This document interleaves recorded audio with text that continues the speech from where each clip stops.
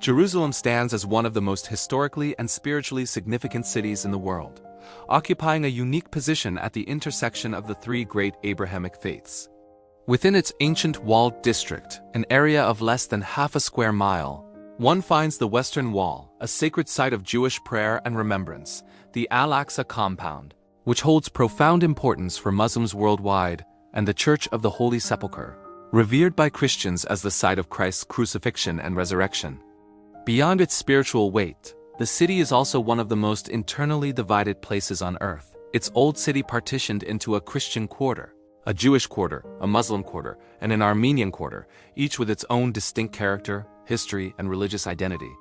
To understand how this small walled enclosure became simultaneously the spiritual capital of three world religions and a city, fractured along deep communal lines, one must travel back roughly 3,000 years, to the earliest chapters of Jerusalem's long and layered history.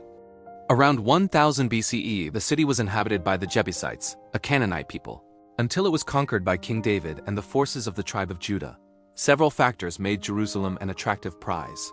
Geographically, it was surrounded by three prominent hills, the Temple Mount, the Mount of Olives, and Mount Zion, which connected to a series of deep rocky valleys including the Kedron, Terapian, and Hinnom valleys. This natural topography provided the city with formidable defensive advantages. At the base of the Kedron Valley lay the Gihon Spring, the largest freshwater source in the highlands, ensuring a reliable water supply in an otherwise arid region. Politically, Jerusalem was also strategically neutral, belonging to none of the 12 tribes of Israel, which made it an ideal capital for a confederation seeking unity. David established Jerusalem as the seat of the United Kingdom of Israel, but more consequentially for its long-term spiritual status. He brought the Ark of the Covenant into the city. Described in the Hebrew Bible as a gold-plated wooden chest containing the Ten Commandments, Aaron's rod, and a jar of manna, the Ark was understood to represent the very presence of God among the Israelite people. Its arrival in Jerusalem transformed the city from a political center into a sacred one, uniting the nation under a single spiritual and governmental hub. The next defining chapter came under David's son and successor, King Solomon, who ruled from approximately 970 to 931 BCE. It was Solomon who constructed the first temple on the Temple Mount, the hill where Abraham was said to have prepared to sacrifice his son Isaac. Though David had desired to build the temple himself, religious tradition held that he was forbidden from doing so on account of his warlike nature, and the task passed to Solomon, even as David provided the plans, materials, and financing.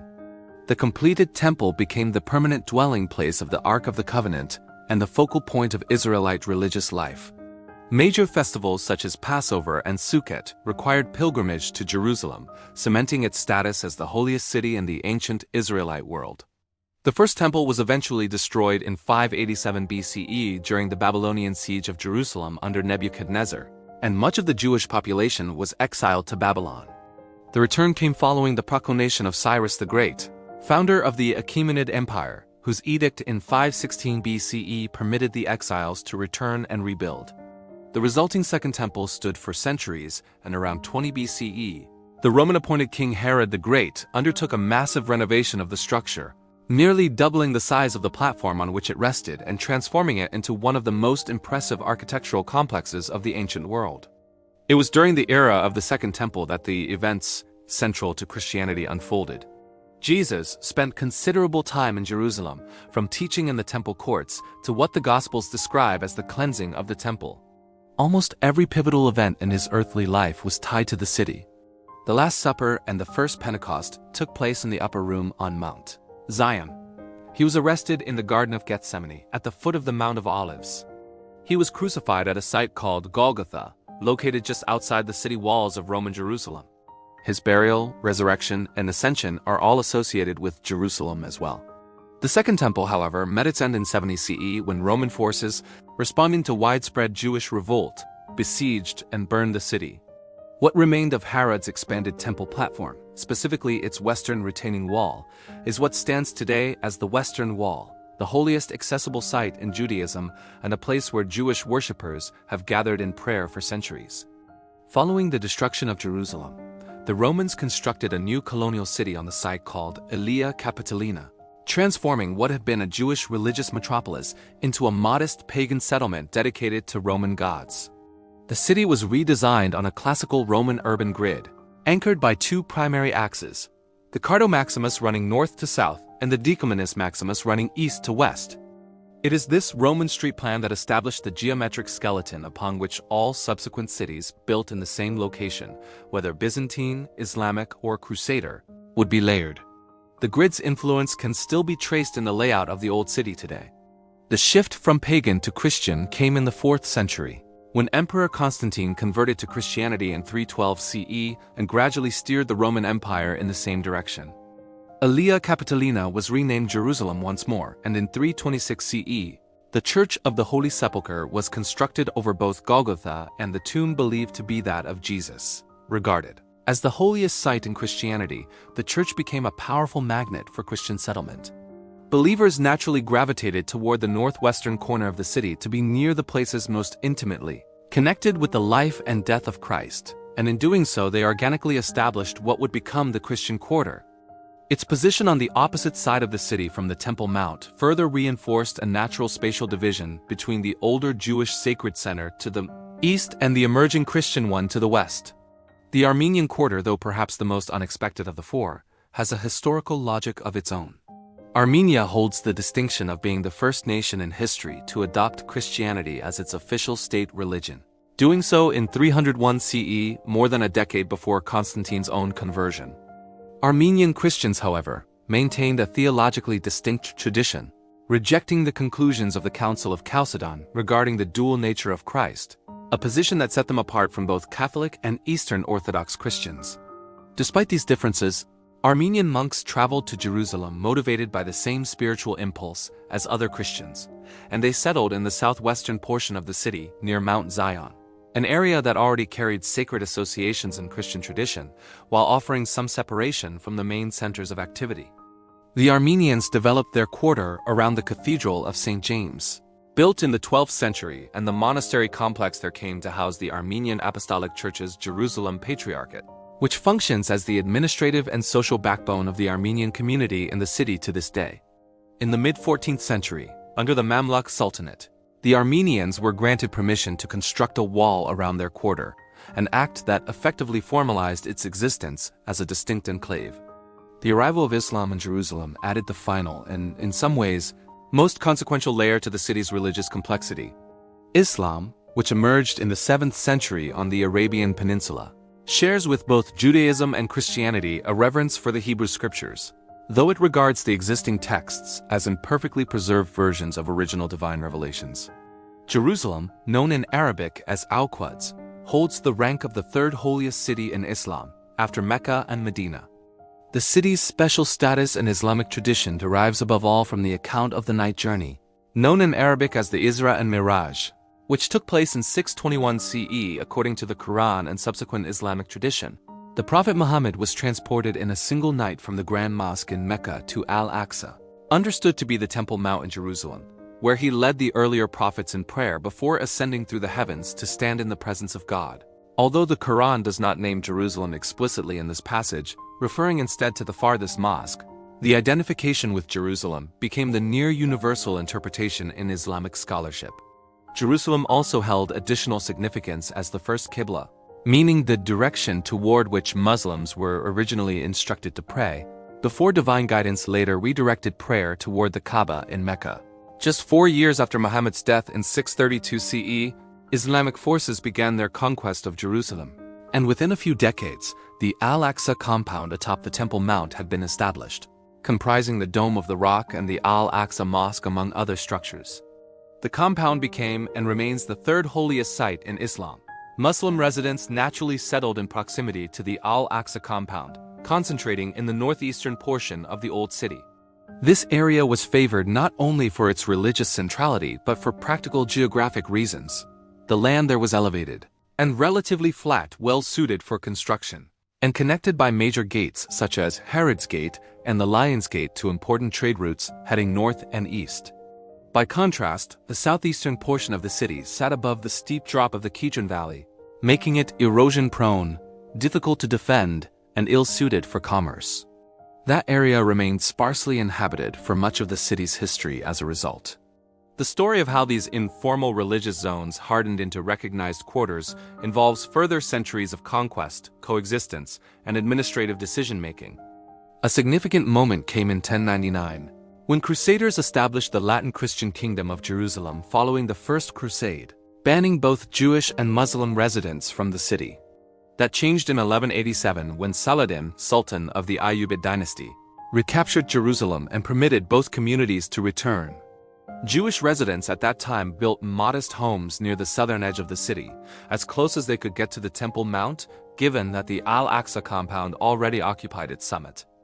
This informal settlement near the Western Wall constituted the earliest recognizable Jewish quarter, small and poor but persistent. A few years later, in 1193, Saladin's son established a small Maghribi quarter in the southeastern corner of the city, intended for North African immigrants.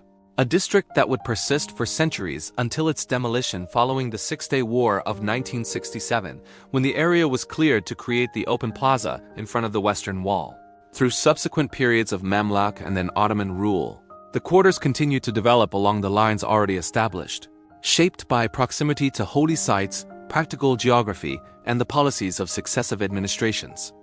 Under the Ottomans, a religious hierarchy was maintained in which Islam held a privileged position while other communities faced taxation and various forms of legal subordination, yet a degree of stability allowed each community to consolidate and expand its presence. The quarters as they existed in practice, however, did not receive formal cartographic recognition until the 19th century, and the agent of that formalization was, perhaps surprisingly, the British Empire. In the 1830s, the broader geopolitical instability of the Ottoman Empire, threatened by the Egyptian-Ottoman War and internal succession struggles, led European powers to fear its imminent collapse. Anticipating a power vacuum, Britain opened its first consulate in Jerusalem in 1839 and subsequently joined other European states in intervening militarily to stabilize the Ottoman government during the Oriental Crisis of 1840.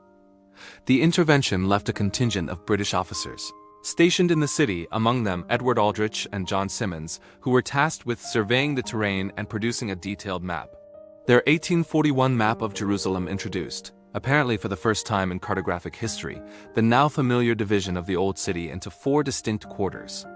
The intellectual origin of this division, however, is traced most convincingly to the Reverend George Williams, a Protestant chaplain who lived in Jerusalem from 1841 to 1843 and walked the entire city extensively during his stay.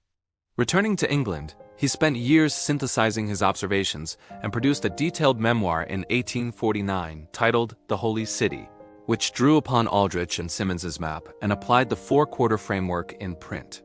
No map produced before Williams's work had depicted the city in this way, and virtually every map produced afterward followed his lead. The framework was further normalized in 1865 when Charles William Wilson, commissioned by the British Ordnance Survey to produce a scientifically rigorous map of Jerusalem, simply adopted Williams's 4-quarter layout without modification, effectively standardizing it for an international audience at a time when British cartography shaped global geographic understanding. The 4 quarters established by this process remain the dominant conceptual framework for understanding the Old City today, even as the lived reality on the ground is considerably more fluid and complex. The Jewish quarter, covering roughly 29 acres and home to approximately 2,000 residents, was significantly expanded following Israel's capture of the Old City during the Six-Day War of 1967, a process that involved the demolition of the aforementioned Maghribi quarter. Its most prominent landmarks are the Herva Synagogue and the Western Wall Plaza. The Armenian quarter, at 31 acres with around 2,500 residents, is anchored by the Cathedral of St. James and the surrounding Patriarchate complex, which functions as a governing and welfare institution for the community.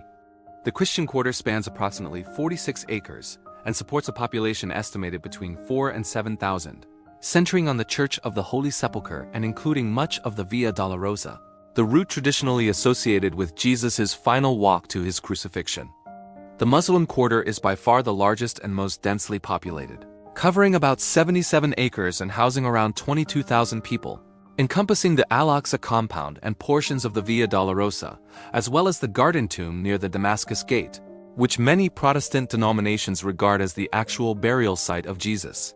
The total acreage of the quarters does not account for the full extent of the Old City because the Temple Mount itself is conventionally excluded from the quarter system, and boundaries vary depending on whether inner or outer walls are used as the reference line. Underlying all of these divisions is a remarkable web of overlapping religious claims that give the city its uniquely combustible spiritual character.